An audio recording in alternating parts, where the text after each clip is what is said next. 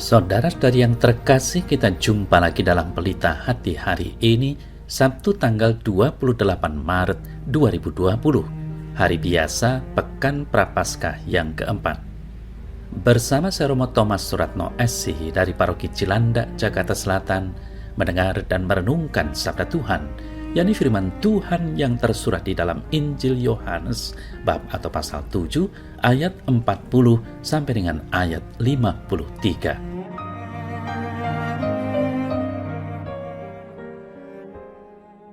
Sekali peristiwa, Yesus mengajar di Yerusalem. Beberapa orang di antara orang banyak yang mendengarkan perkataan-perkataan itu berkata, "Dia ini benar-benar nabi yang akan datang." Yang lain berkata, "Ia ini Mesias." Tetapi yang lain lagi berkata, "Bukan, Mesias tidak datang dari Galilea, karena kitab suci mengatakan bahwa Mesias berasal dari keturunan Daud dan dari kampung Betlehem, tempat Daud dulu tinggal." Maka timbullah pertentangan di antara orang banyak karena dia. Beberapa orang di antara mereka mau menangkap dia, tetapi tidak ada seorang pun yang berani menyentuhnya. Maka penjaga-penjaga itu pergi kepada imam-imam kepala dan orang-orang Farisi yang berkata kepada mereka, "Mengapa kamu tidak membawanya?" Jawab penjaga-penjaga itu, "Belum pernah seorang manusia berkata seperti orang itu." Jawab orang-orang Farisi itu kepada mereka, "Adakah kamu juga disesatkan? Adakah seorang di antara pemimpin-pemimpin yang percaya kepadanya, atau seorang di antara orang-orang Farisi?" Tetapi orang banyak ini yang tidak mengenal hukum Taurat, terkutuklah mereka. Nikodemus, seorang dari mereka yang dulu telah datang kepadanya, berkata kepada mereka, "Apakah hukum Taurat kita menghukum seseorang sebelum ia didengar dan sebelum orang mengetahui apa yang telah dibuatnya?" Jawab mereka, "Apakah engkau juga orang Galilea? Selidikilah kitab suci dan engkau akan tahu bahwa tidak ada nabi yang datang dari Galilea." Lalu mereka pulang masing-masing ke rumahnya.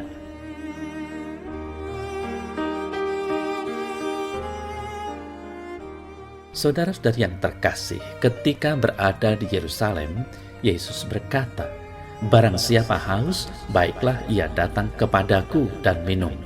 Barang siapa percaya kepadaku akan mengalami aliran air hidup di dalam hatinya." Yohanes 7 ayat 37-38. Tentu saja Yesus bermaksud membicarakan Roh Kudus yang akan dicurahkan kepada para muridnya. Mendengar perkataan Yesus ini, banyak orang menjadi tertarik dan ingin mengenal Dia. Apa pandangan mereka tentang Yesus? Orang-orang saat itu memang melihat tetapi tidak mengenalnya.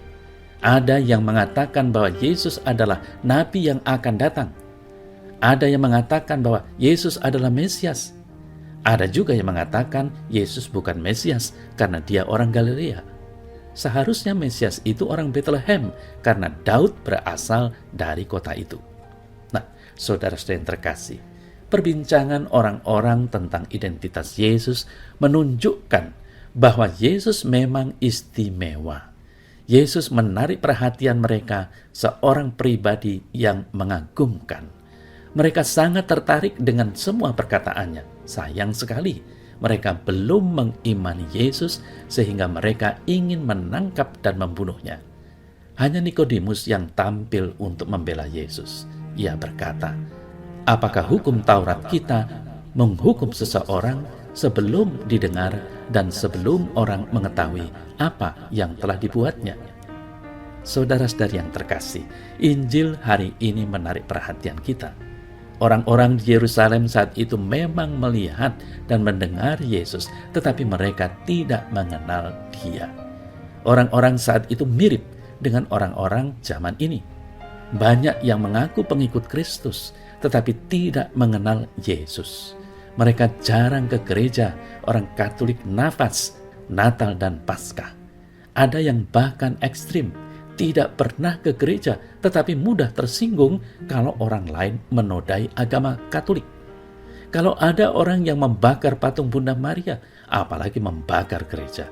Mereka ini tampil mau menjadi pahlawan. Mereka berkata, kami ini tidak pernah ke gereja, tetapi merasa sakit hati kalau gereja kami diganggu. Orang-orang seperti ini tidak hebat dan tidak kristiani, karena Yesus Kristus tidak pernah mengajar tentang kekerasan dan saling membenci. Hal yang diajarkan Yesus adalah kasihilah musuhmu dan berdoalah bagi mereka yang menganiaya kamu. Matius 5 ayat 44. Saudara-saudari yang terkasih, Injil hari ini juga mengajarkan kepada kita supaya jangan cepat mengadili sesama dengan hanya melihat bagian luarnya saja. Orang-orang melihat Yesus langsung berniat jahat terhadap dia. Bukankah banyak di antara kita juga demikian? Lebih cepat mengadili, berprasangka buruk daripada melihat kebaikan dan jati diri sesama sebagai manusia yang baik, yang diciptakan secitra dengan Tuhan Allah sendiri. Kita di sini dikoreksi untuk melakukan sebuah pertobatan. Pertobatan dalam hal apa? Kita diingatkan untuk melihat dan mengenal Yesus di dalam diri sesama. Layanilah sesama, terutama saudara yang paling kecil, adalah sama dengan melayani Yesus sendiri.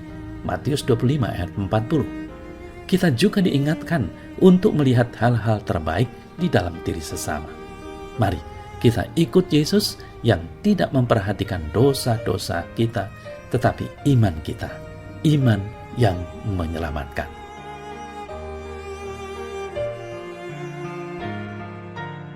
Ya Tuhan Allah, bantulah aku untuk dapat melihat hal-hal terbaik di dalam diri sesamaku, sehingga aku tidak cepat mengadili mereka, tetapi sungguh dapat menghargai mereka. Amin.